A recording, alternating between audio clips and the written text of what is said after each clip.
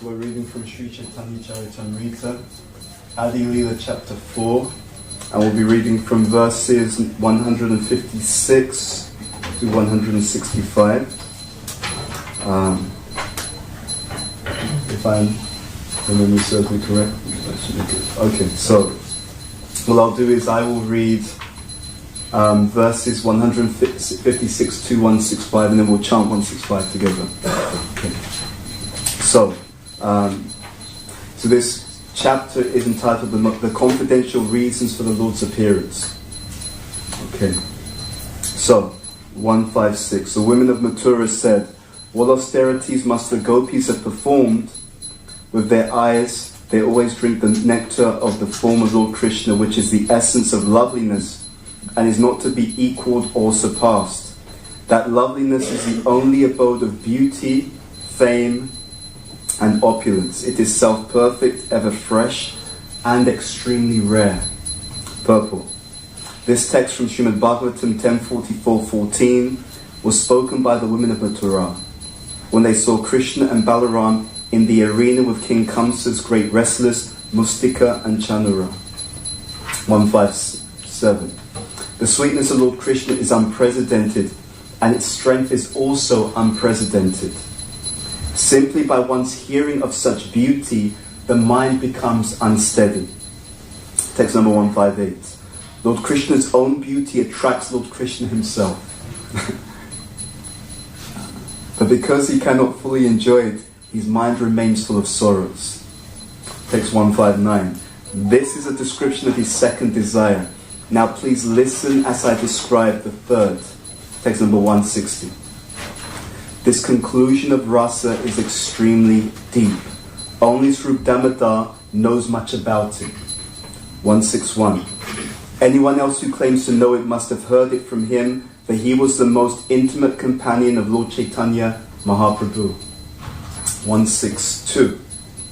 The love of the gopis is called Rudra Bhava. It is pure and spotless. It is not at any time lust. Purport. As already explained, the position of the gopis in their loving dealings with Krishna is transcendental.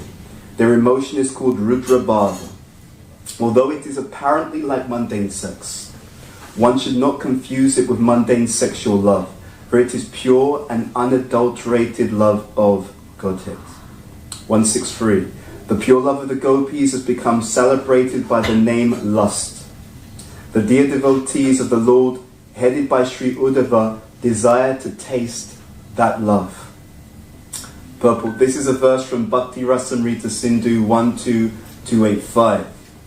Text number 164. Lust and love have different characteristics, just as iron and gold have different natures. Purport. One should try to discriminate between sexual love and pure love, for they belong to different categories with a gulf of difference between them. They are as different from one another as iron is from gold. Okay, so we will chant 165 together. Okay. Atmendriya Priti Vancha Tare Balikam. Atmendriya Priti Vancha Tare Balikam. Krishnendriya Priti Icha Tare Premanam. Krishnendriya Priti Icha Tare Premanam. Atma Indriya Priti. Atma Indriya Priti. For the Atmendriya Indriya Priti, for the pleasure of one's own senses. For the pleasure of one's own senses. Vancha. Desires. Tare. To that. Bali. I say. Calm. Lust. Krishna Indriya Priti. For the pleasure of Lord Krishna's senses. Icha. Desire. Dare. Holds. Prema. Love. Nam. The name. Translation and purport by His Divine Grace Srila A.C. Bhaktivedanta Swami Srila Prabhupada ki Jai. The desire to gratify one's own senses is calm lust, but the desire to please the senses of Lord Krishna is prema love. Purple. The revealed scriptures describe pure love as follows. Savata dvamsa rahitam satyapi dvamsa karane yadbhava bandhanam yunuhu saprema parikirtitaha. If there is ample reason for the dissolution of a conjugal relationship, and yet such a dissolution does not take place, such a relationship of intimate love is called pure. If the predominated gopis are bound to Krishna in such pure love, for them there was no question of sexual love based on sense gratification. Their only engagement in life was to see Krishna happy in all respects, regardless of their own personal interests. They dedicated their souls only for the satisfaction of the personality of Godhead Sri Krishna. There was not the slightest tinge of sexual love between the gopis and Krishna. The author of Sri Chaitanya Charitamrita asserts with authority that sexual love is a matter of personal sense enjoyment. All the regulative principles in the Vedas pertaining to desire for popularity, fatherhood, wealth, and so on are different phases of sense gratification. Acts of sense gratification may be performed under the cover of public welfare. Nationalism, religion, altruism, ethical codes, biblical codes, health directives, fruitive action, bashfulness, tolerance, personal comfort, liberation from material bondage, progress, family affection, or fear of social ostracism or legal punishment. It's a long list. But all these categories are different subdivisions of one substance, sense gratification. All such good acts are performed basically for one's own sense gratification. But no one can sacrifice his personal interest while discharging these much advertised moral and religious principles. But above all this is a transcendental stage in which one feels himself to be only an eternal servitor of Krishna, the absolute personality of Godhead. All acts performed in this sense of servitude are called pure love of God because they are performed for the absolute sense gratification of Sri Krishna. However, any act performed for the purpose of enjoying its fruits or results is an act of sense gratification. Such actions are visible sometimes in gross and sometimes in subtle forms. It's an interesting purple. Okay, so we'll say present. So we actually read a series of verses. So 156, the women of Mathura were talking about the gopis and asking this point, what austerities have they performed in order to be able to do what? With their eyes they always drink the nectar of the form of Lord Krishna. Actually the gopis also complain. They complain, they criticize Lord Brahma. Lord Brahma, you've made this form with eyelids. So when the eyes close, when the eyes blink, then even for that microsecond or that moment, we're unable to see or perceive the Supreme, well, Krishna. In their eyes, they don't think of him as the Supreme, but they are unable to see Krishna, and therefore they curse him. This is interesting. This first of the series of verses, what austerities must the gopis have performed? We live in a world right now where people want something without paying any price. Have you noticed that? This idea, buy now, and then hopefully you won't have to pay later. Okay. But the mature understanding of life is that, well, if we want to receive, we have to give something for that. One cannot, as one devotee was saying, in Krishna consciousness you get out what you put in. So whenever we see this mentality that I will give as little as possible but try to get as much as possible, it means we're dealing with an immature mentality. Now, of course, there's another factor, that if we're intelligent, then you make an intelligent sacrifice. And this is actually the sum and substance of Krishna consciousness. Krishna consciousness is an intelligent sacrifice. You're going to sacrifice anyway. Everyone, at every moment, we're sacrificing anyway. What is it that Prabhupada will sometimes say that if we give up the eternal for the temporary, right, then you've lost everything. If you give up the temporary for the eternal, there's no loss. Right? You give up the temporary for the eternal, there's no loss. Why? Because the temporary was going to leave you anyway. Right? So you give up that which is going to leave you anyway for something that is permanent, there's no loss. However, the opposite is also true. Right? You give up the eternal for the temporary, you lose out on all levels. Right? You give up something which is going to last forever in order to hold on to something which is going to leave you at some point in time. You've lost on all levels. So this idea of austerity is something that the living entity cannot avoid. We cannot avoid paying a price to achieve some particular outcome. What we can do is pay the price in such a way that what we're giving up is lower and what we're gaining is higher. I remember hearing that so people have different karma, right? There's some people. There was a very rich person, and he had the karma to gain a tremendous amount of wealth, but he didn't have the karma to hold on to it. You see? So there's different types of karma. He had the karma to gain, but not the karma to hold. Now, he was very intelligent. What did he do? He understood that I have the karma to receive, but not to keep. But what he did was he understood that if I give away what I receive, it will just keep coming back. Right? In a sense, we're like that. In our life, Krishna gives us various facility. And by facility, one type of facility is external. The other type of facility is internal. We have the facility of a material body. I was hearing the 9th canto of Bhagavatam yesterday. And Prabhupada is explaining about this body as a vehicle. And how the vehicle, not that we overdo it, but the vehicle should be maintained in order to allow us to engage in devotional service. Right? But the vehicle will leave us at a certain point in time. The vehicle, anyone ever noticed that their vehicle may be sometimes in need of an MOT? Anyone ever had that experience, right?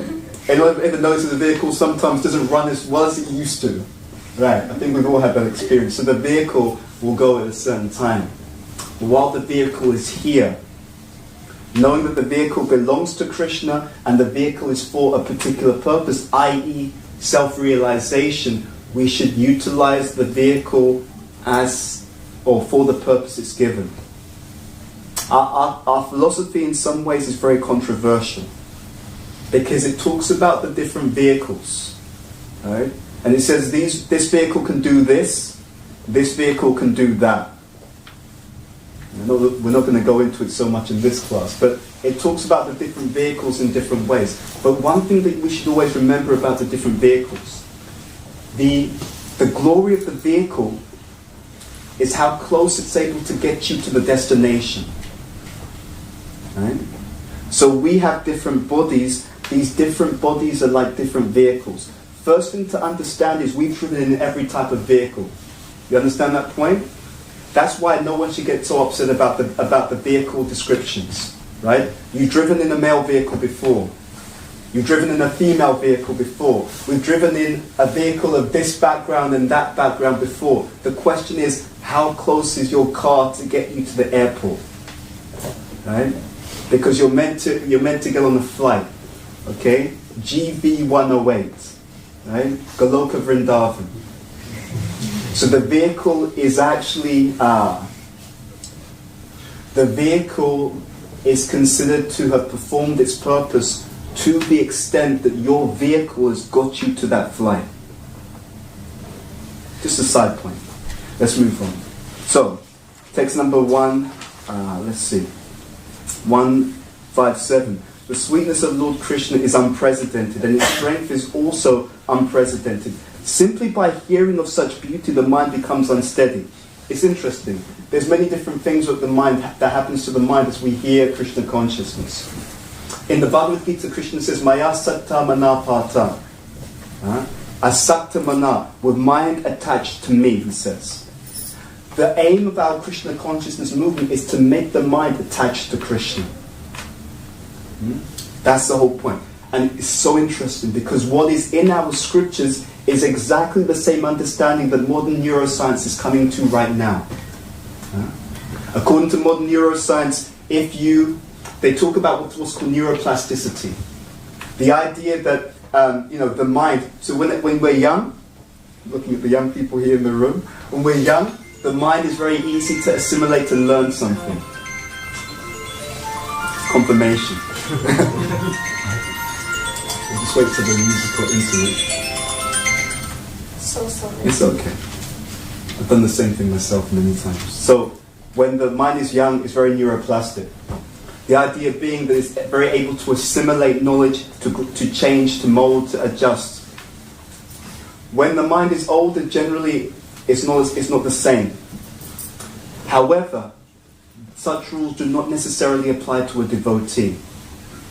In the Srimad Bhagavatam, it talks about hearing with rapt attention. Right? Now, neuroscience explains the same thing. That when you listen to something with full attention, okay, when you have respect for what you're hearing, and when you consider it important, it actually helps to make the mind again moldable. Right? It can literally rewire the brain. So when we hear, see, this is the thing. There's so many fine points to the scripture. So people say, yeah, I hear to Srimad Bhagavatam class, but right now in this room, not everyone is hearing this class the same way. Right? I repeat that. Right now in this room, and it's the case in every single class, not everyone is hearing the same class in the same way, because we all have an internal narrative. Someone is hearing the class, and they're thinking, you know what time's breakfast? I mean, I didn't have anything, I skipped the evening meal, right? I came down here, what time's breakfast? Is he going to read all the verse in purple? Oh my God. And so that internal narrative, it actually, it challenges the narrative that's given in the scripture. They take away something. Because actually, the verses themselves and the purports, actually the purport purposes are more important than the verses, by the way. It's very interesting. But even the Sanskrit language and the words, the Bengali of Chaitanya Charitamrita, they actually carry their own potency. They have their own independent power to actually bring especially to bring the emotions that are being felt and expressed by the personalities involved, to bring them into the heart of the person who's hearing. It's a very, very esoteric science. Ultimately, the entire philosophy is about one thing. It's about love. Love of Sri Krishna. So whenever we come into the class, if we are able to put to one side the other narratives, the other things that we're thinking about, the other things which are going on, and if we're able to hear with rapt attention, you will find that it will literally transform the person who's hearing. Okay? So it's not just hearing. It's hearing with rapt attention. This Vyasa-san, everything in spiritual life, none of it is accidental. The whole idea of the raised seat is to inspire within the audience the idea of hearing with reverence and respect. Not so much for the hearer. We say for the hearer. That's secondary, actually. It's for the message of the hearer. But it's hard to pay attention to the message if you don't respect the channel. You understand the point? Yeah? And then it expands further. Because if that mood of respect is there with everyone, and one has a context of the scripture, then whenever you're listening to any person, you'll be able to literally hear Krishna consciousness in that particular situation. Because whatever we pick up in an environment is all within the context of our own life. Right? Right now, there's a battle for narrative.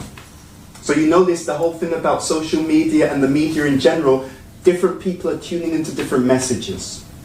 And depending on what you're listening to, that then sets the frame. So within this particular frame, if I hear something, I think one thing about it. And if I've got a certain frame, if I hear the same thing, but I've got a different background, a different context, I'll take a completely different message. And this happens every time. Prabhupada was in a class. He was giving a class. and he was talking about reincarnation, right? And someone challenged Prabhupada. So they said, Prabhupada, if reincarnation is true, how come I can't remember my past lives?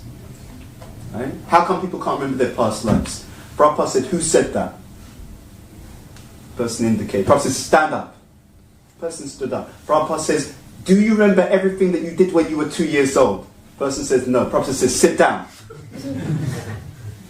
So what has Prabhupada done? He's immediately put a context around that statement. Right? What they've actually said is, if I can't remember something, how can it be true? And Prabhupada is putting the frame around and saying, you know from your own experience that you've had certain experiences which you can't remember, but they were definitely there. Right? You didn't skip over being 2 years old. You get the point? So when he puts the frame around it, immediately the truth of what's being expressed is understood. Immediately. So there's a battle to hold the frame. What actually happens is the knowledge that an individual has actually determines how they act. Okay? So Prabhupada's books, what are they doing? They're actually giving us a certain context. Okay, if you understand, and it's not someone else's context, it's actually a description of the reality. Right? How many of you have ever been in this situation? You heard something, so you had a friend, and a friend came to you and said, you know what, this person, they're so bad, they shouted at me, and they were rude, and they wouldn't serve me prasadam, and I'm so upset, and you're like, this is terrible. How could they do this to you, etc. And your blood is boiling. And then you go to the person who was so-called the perpetrator, the person who did the wrong thing. And when you speak to them, you find out that there's a whole range of other circumstances that your friend left out, right? The person said, actually, it wasn't like that, actually. We thought they had a hearing aid on it that they couldn't hear, so we spoke loudly so that we could get the message across, right? There was someone else who was actually in need of food, so we wanted to give the plate to that person first, etc., etc. It's like, oh, I didn't realize that was what was going on. So you heard something, but we didn't have the whole story. Anyone ever been in that situation, right? That's the point. That's the problem with the material world. That's the problem with the material world. The problem with the material world is we don't have the whole story. And because we don't have the full story, we do things that does not allow us to achieve the very purpose that we're all looking for. What's our purpose? Anandamaya Vyasa. Every single person, every single living entity, not just the human species, by the way, not just the devotees, non-devotees, every single species is looking for happiness. Every single species is looking for happiness. If you haven't done so already, one thing I would recommend that you do to really, and it's full of like phenomenal realization and insights, is memories of Prabhupada. So Prabhupada's disciples speaking about their different exchanges with Prabhupada, etc. So I was watching one the other day. Lochanananda Prabhu, one Prabhupada disciple, Prabhupada is about to leave, and before he leaves, Lochanananda Prabhu asked Prabhupada, he said, Prabhupada, what is the greatest enemy of the devotee? Interesting question. Prabhupada, what is the greatest enemy of the devotee? Prabhupada says, the devotee is his own worst enemy. He says, because if the devotee does not control his mind and senses, he will not be able to make progress, and in that way he becomes his greatest enemy. Interesting. Let's read on. So, this point about hearing, if we hear properly, then the mind becomes attached. We become attached to whatever we hear about, actually. It's very, very interesting. Because it goes into the ear and enters into the heart. It actually becomes a form of programming. What we hear about. So if we hear mundane things, it becomes a form of programming. So in this purport, we're coming to these verses about lust and love, which is always an interesting subject matter to discuss. The transformations of lust into love. So, let's see. Yeah. So, the love of the residents of Vrindavan is pure. Within that there's also hierarchy. The love of the gopis is the spotless and most exalted form of pure love. Perfect, more perfect, most perfect. Of course, we shouldn't confuse that. Everyone in the spiritual world, whatever particular mood of love that they have, whatever relationship, they're completely satisfied with that. That's the first point. Now, they call it the theory of reflection, as above, so below, but in a specific way. We talk about the perverted reflection, right? That the material world is a perverted reflection of the spiritual. So this most exalted exchange, when it's engaged in an irreligious way in the material world, is considered the most damaging. Right? Now there's a science behind this. What are we trying to do? Let me go back to this vehicle. Do we find that when the body becomes damaged, diseased, etc., does it cause suffering to people, yes or no? Yes. Right, absolutely. Right? Did you know that not everyone experiences the difficulties of the material body in the same way?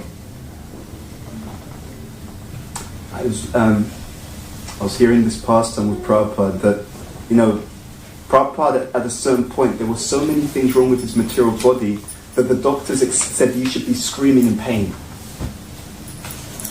It's a serious point, right? That you should be screaming in pain, but he wasn't. But why? It's because he's transcendentally situated. Right? And the whole point of our journey in life is to use the vehicle to get out of the vehicle, literally. Or to use the vehicle such that we come to the point where we don't identify the vehicle. There's some people, they love their vehicle so much. The vehicle gets a scratch, they're literally about to step into getting therapy. Right? It's that because they identify with it. And again, our problem is that we identify with the body.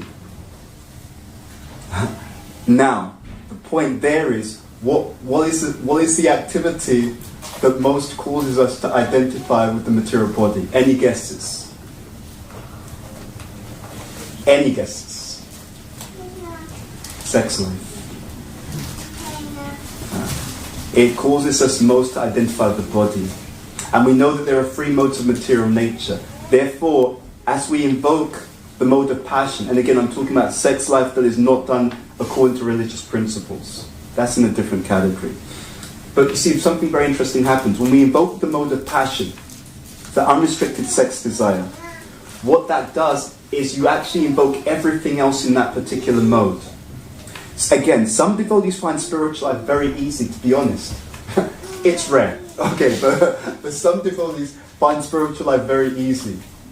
Why? Because if we live in a way which is more akin to the mode of goodness, if we condition the mind to the mode of goodness, then what happens is the mind is a magnet. So by programming the mind in the mode of goodness, you also become naturally drawn to everything in that category, including religious life. Your mind is naturally drawn in that direction. If, however, we program our mind in the mode of passion, by engaging in passionate activities, motives, and desires, then especially as a devotee, you've just entered into a big tug of war. What's the tug of war? I consciously have the aspiration towards spiritual life, but I've programmed my mind in such a way that I'm pulled in a material direction. Has anyone ever experienced that tug of war at any point in their life? Yeah. You see how it goes. Even worse is if we program the mind to the mode of ignorance. So the mind is a magnet. It gets drawn to it gets drawn to something which contains a similar vibration, a similar energy. Right? So we make our spiritual life easier when we move in a certain direction. And we make our spiritual life more difficult when we program ourselves in a lower mode of material nature. And again, unrestricted sexual activity, it intensifies the mode of passion. And of course, the mode of passion begins like nectar, ends like what? Poison. You see? So it has a downward trajectory ultimately. So this is called the roller coaster of material happiness. Because of this downward trajectory, we end up doing things which are like a gold coin. On one side of the gold coin, it looks wonderful. On the other side, it's scratched. But when you take the gold coin, you're agreeing to hold on to both aspects of it. You get the point? You can't say, it's a gold coin, but I'll only take the good half. It doesn't work like that. You have the coin in your hand, you've just agreed to take both sides of the coin. That's the point. And what Krishna is saying is, I want you to have a gold coin that's pristine. And that is the spiritual life. I want you to have a happiness that has no downsides. That's the point. And that's the aim. So, the desire to gratify one's own senses is calm, lust, but the desire to please the sense of Lord Krishna is prema, love. And this is also very interesting in of itself. The reason why this is so interesting is because happiness means Krishna's happiness. Mamai jiva loke jiva bhuta sanatana manashishtani indriyani prakritishtani kashati. This devotional service is performed with the indriyas. Indriya means what? Senses, right? Manashishtani indriyani. Shishtani means six. Mana means mind, right? Indriyani means the senses. The sixth sense is what? The mind. The senses are like a network to the mind. The senses are literally pathways through which you can reach the mind. So the impressions on the mind come via the senses. Okay? But we are mama, eva, amsa. Amsa means part and parcel. We are part and parcel of Krishna. So therefore, because we're part and parcel of Krishna, when he's happy, and you're part and parcel of him, then you become completely satisfied. So it's not about negation of anything, right? There's a place for sex life in terms of this, if it's done within marriage, in a regulated way, according to religious principles, very powerful. Again, why is that important? Because actually it determines the type of living entity who gets born in that family. Very interesting. So, there's so much more to the scriptures, right? Think about this point. So, there are many frameworks in the scripture. So, what is it? Hearing. The ninefold process. It begins with Shravana, right? So, they talk about Shravana, Manana, Nididhyasana. You hear, you Shravana, you hear what? You hear this Shabda Brahma. You hear this transcendental teaching. Okay? But then when you do Manana, you learn all the implications. So we're going to do this together. Okay. So it's said that if one engages in procreation according to religious principles, it helps to bring more advanced or higher conscious entities into that family. Okay, so now let's do the inference. Let's say people don't do that. Okay, let's say we have a society of people who do not bring people or bring higher entities in through procreation in a religious way, and they don't do it in a higher mode. Then what kind of population will start to manifest in that society? Any ideas? Irreligious, right? And what kind of characteristics? If they're not being brought in on a higher consciousness, a higher mode, then if they're irreligious, what kind of behavior will we see flood the society? Ignorant, negative behavior. You see? So actually, sex life is also a public activity. Because everyone else has to deal with the fruits of that behavior. Interesting, isn't it? So it is a private, but in some ways it is also a social activity. Now, of course, because people don't know this science, then people don't know why certain things happen the way that they do. Again, very tremendous offering by Srila Prabhupada. But there are subtle causes. And it's interesting also, in this last purport, very interesting, Prabhupada gives us a long list. Religion, altruism, ethical codes, biblical codes, health directives, fruitive action, and he just dismisses, says this is all sense gratification. Now some people could be like, whoa, Prabhupada, hold on here, right? No, it's like, it's a bit hard, isn't it? Like, I'm a nice person. I say, I help little old ladies across the road, all that kind of stuff. So it seems a little bit harsh, Prabhupada. We have to see this in context. When Prabhupada is saying things like this, it is coming from the perspective that he does not want to see anyone suffer birth, old age, disease, death. So what is our situation in regards to helping other people? It's like you're on Oxford Street. You see a homeless person on the street. Before you came to that homeless person, you saw a few other people come to that homeless person, and they were nice people. They were pious people, right? So what did they do? I like to do my bit for society, so they gave that homeless person a hamburger. Right? And they went away, smiling like, done my bit. Trying to help society, like good old, just like when, like the last year, do our bit for the NHS, come out of our house on Thursday and well done, nice one guys. And these people are underpaid, right? And many people, they don't really care about that. But I did my class, did my bit for society. Yeah, that's called superficial.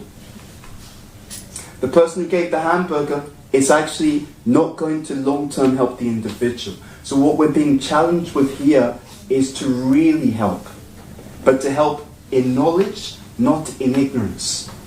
The second example, your child has some issue and you take the child to the hospital. And the doctor who's about to perform an operation on your child says, between you and I've never studied medicine, but don't worry. I really care about your kids, right? We'll just try a few things, see what works out. Is that going to work for you? No, okay? But they really want to help. What's the problem? They really want to help. Their heart's in the right place, right?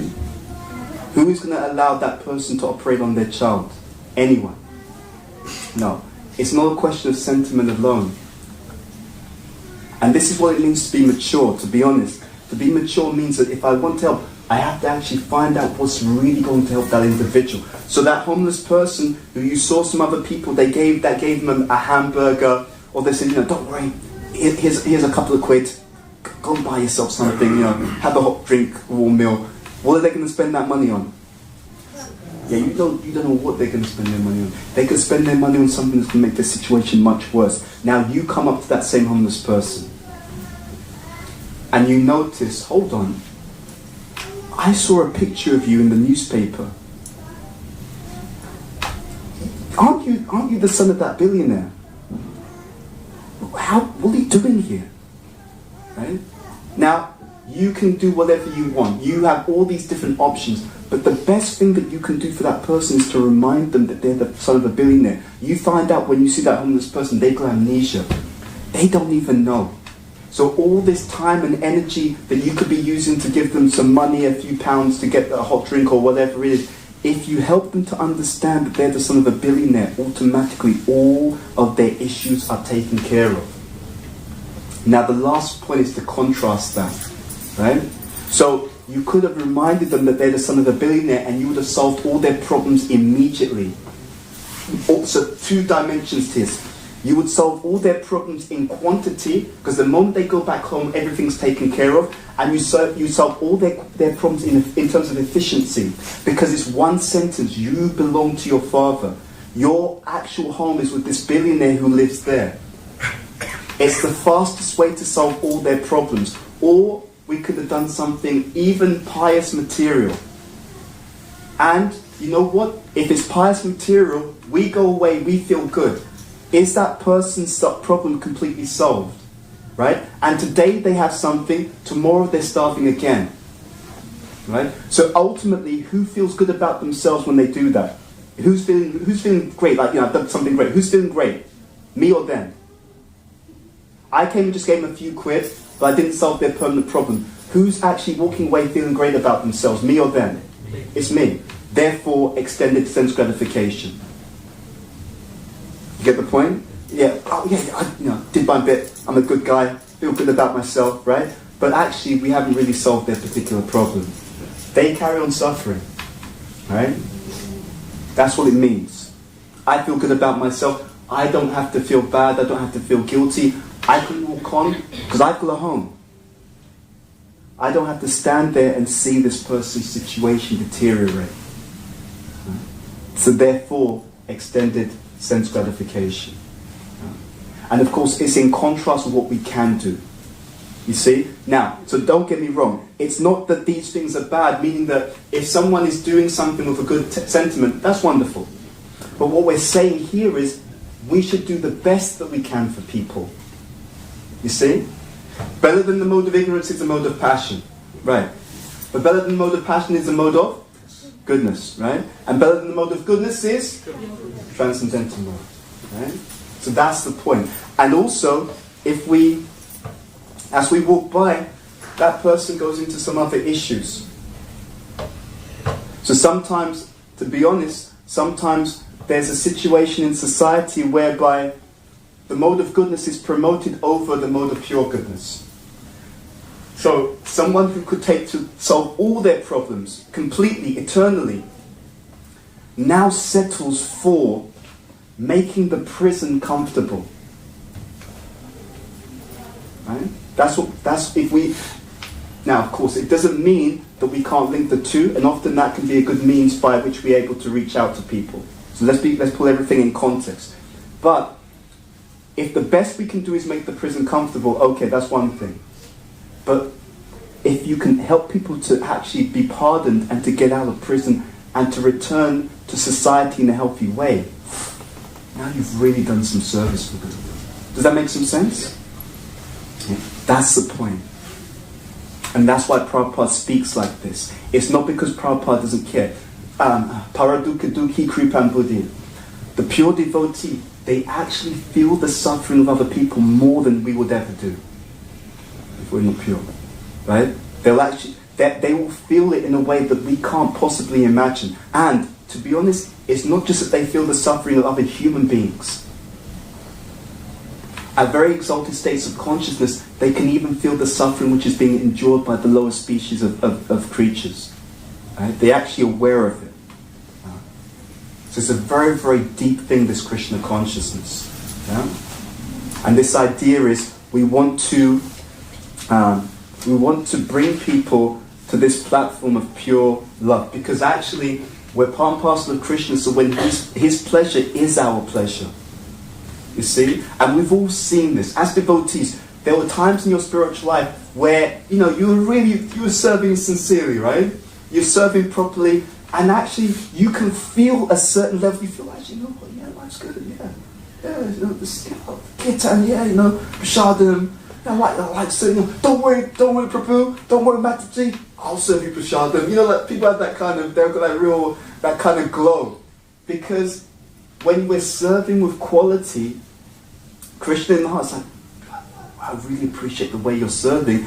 And he's like, wow, I'm so glad to see how you're serving. And his joy in the heart is actually that same joy that touches the soul, because he is in the heart with you.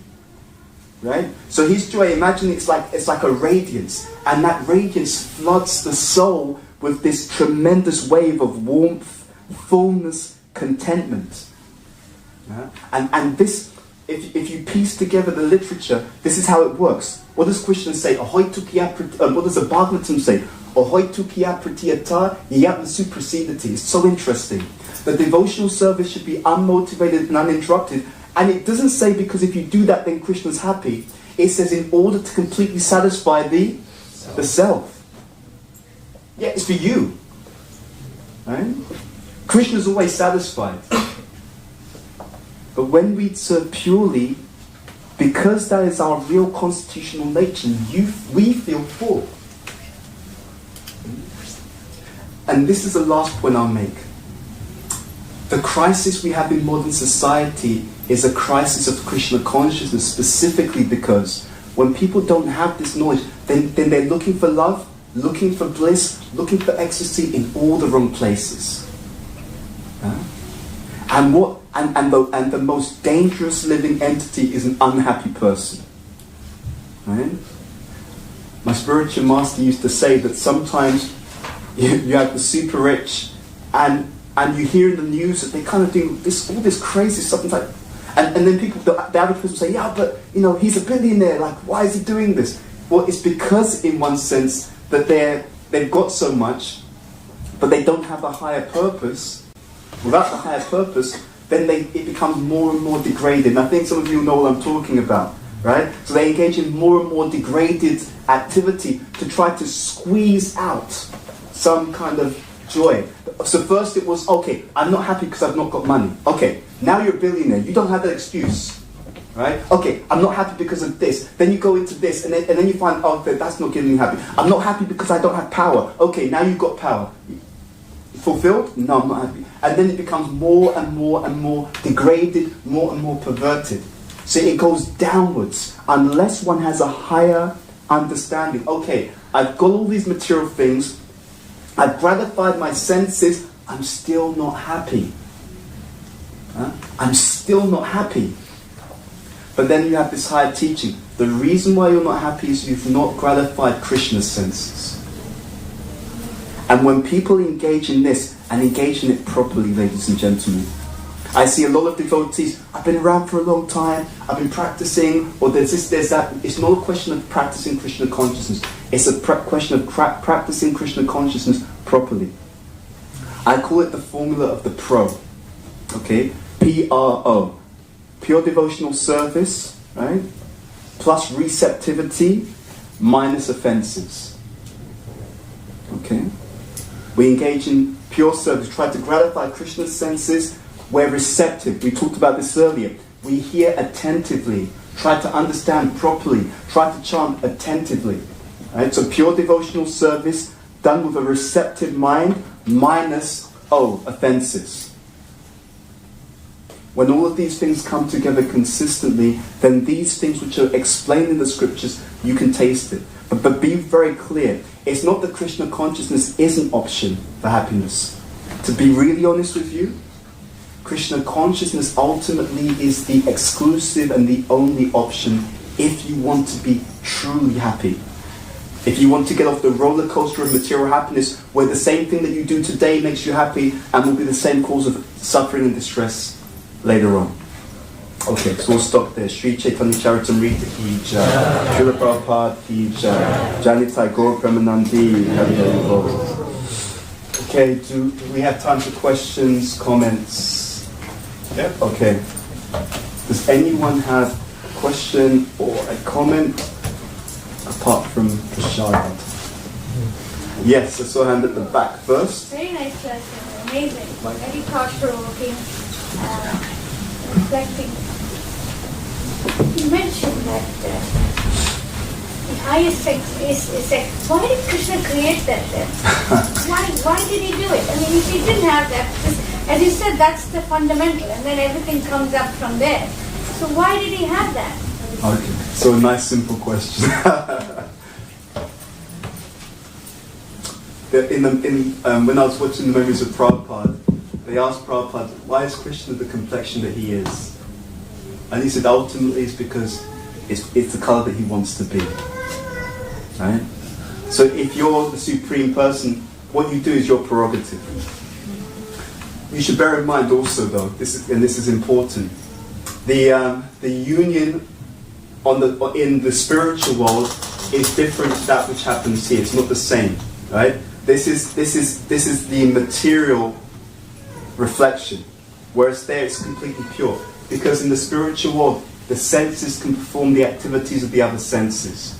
Okay, so let's be very clear on that point first of all. So it's of a completely different category and nature, and there's no, as Prabhupada is explaining this purport, there's no tinge of selfishness. You see? It is completely the desire to give oneself fully to the beloved, to the Supreme Personality of Godhead, for his complete pleasure and satisfaction. Okay? But here it has the different dynamic. Here it has that self-centered purpose or impetus. Again, if it's not done according to religious principles, and therefore it actually degrades the living entity. It actually degrades the consciousness. It intensifies the bodily identification and causes one to suffer more and more. So, just to give you some context around that. So, okay? Yeah. That's it. That's answer. That gives something to your question. Ultimately, it's because he chooses to. Yeah. Yes. What do you mean by transcending from mode of goodness to higher modes? Good point. So, what the way to transcend? So it's like this. So there are different types. So in the material world, they talk about the shackles of the prison house, right, of the material world. Different people are in different types of prison cell. Actually, we could say different people have different types of material prison chains. Okay, so some people have iron prison chains. They're chained in the prison, but they are iron chains. That relates to the mode of ignorance. Some people have silver prison chains. That relates to the mode of passion. Some people have gold prison chains. That relates to the mode of goodness. Okay? But the fact is, it's still a chain. Okay? So different types of prison chains, but they're all still doing the same thing. They're binding one to the prison. Now, in the 14th chapter of the Bhagavad Gita, it's very interesting. In the introduction to that 14th chapter, the first purport, Prabhupada talks about how the modes of material nature, how they act, how they bind, and how they give. Anyone know the other thing? How they give liberation. That's in the purport to the 14th chapter of the Bhagavad Gita, which is titled The Modes of Material Nature. Now, in the different purports, and it's also explained in different places, see, it's like this. The devotee wants to practice devotional service in the mode of goodness. So there's a difference there. We're not trying to be in the mode of goodness. We're trying to practice devotional service in the mode of goodness. Okay? So following the analogy, yes, we practice devotional service in the mode of goodness. So you say, okay, but I've still got gold chains. True. But the one thing to bear in mind is that the prison guards, they like gold. Okay? So, you're trying to get out of the prison. You now go to the prison guards and you say, dude, look, between you and I, right? It's gold, 24 karat, right? I give you the gold chains, you look the other way, I walk out, no one, everyone's happy. Okay, it's that kind of idea. So what does that mean? It means first we come to the platform of performing devotional service in the mode of goodness, and then from the mode of goodness, we come to the transcendental mode. To be more technical, the scriptures explain that Nishta, Ruchi, and the Shakti, those levels are devotional service in the mode of goodness. Right? Bhava and Prema are devotional service on the level of transcendence. So there's also purports where Prabhupada explains, without coming to the mode of goodness, one cannot become pure. But of course he means practicing devotional service in the mode of goodness. Okay? So we first come to the mode of goodness while practicing devotional service, and then when we come to that platform, then we give up the mode of goodness to become fully transcendental. Often devotees think that we're transcendental already. It's interesting, there's two pastimes I was listening to recently. One devotee, is a very intelligent question. He said to Prabhupada, Prabhupada, it's said that the devotees are transcendental to the modes of material nature, but we see that we're affected by it. Prabhupada smiled, and he gave a brilliant analogy. He said, it's just like you're on a boat, okay?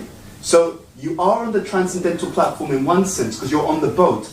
He said, but that sometimes the boat is rocked by the waves, right? He said, therefore, one must have a captain to guide the boat so one can continue to move forward. And so that captain is the spiritual master. So that's one explanation Prabhupada gave. Another time, and this is what I lean to be honest with you, another time a devotee was making that point that devotees are transcendental, and Prabhupada said not transcendental. He said trying to be transcendental, which is interesting as well. Okay, so Nishta, Ruchi, and Ashakti, they're actually considered categories of devotional service in the mode of goodness. Bhava and Prema is devotional service, is Siddha, is devotional service completely on the transcendental platform. Okay, so we practice devotional service in the mode of goodness, and from goodness, we then, having released all tinges of the mode of goodness, we come to the fully transcendental mode. The problem with the mode of goodness is that it's not good enough. The material mode of goodness contains a tinge, at least a tinge of the mode of passion. That tinge is that I'm the enjoyer, and the material mode of goodness contains at least a tinge of the mode of ignorance, and that tinge of the mode of ignorance is I think I'm the body. So that's why the material mode of goodness is not good enough, because it's still mixed with some tinge of the other modes. Yeah? Does that answer your question? Okay, so we'll stop there. Okay, we'll stop there. Shri Chaitanya Charitamrita ki jai. Srila Prabhupada ki jai. Jani Thakur Pramanandi.